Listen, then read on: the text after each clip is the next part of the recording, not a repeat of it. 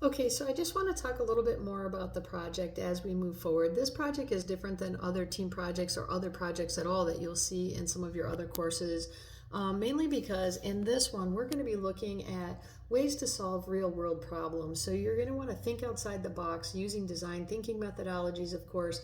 All of you have already done some research on what is design thinking and the application of design thinking on a personal level, and now it's time to apply them with your team. So you're going to think about maybe disparities in society, such as diversity, equity, and inclusion. It could be global or national issues.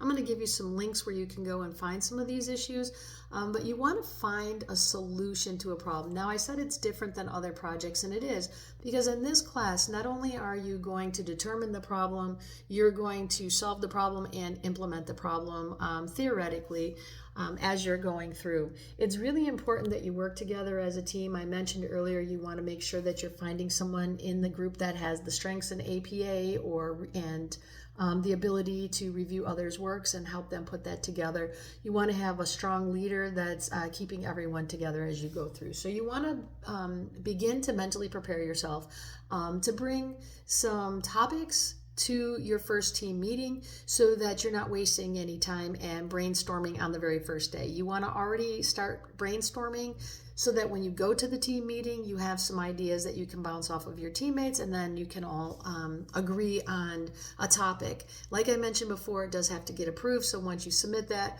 I'll say, okay, yes, this looks like a good real world problem that needs to be solved.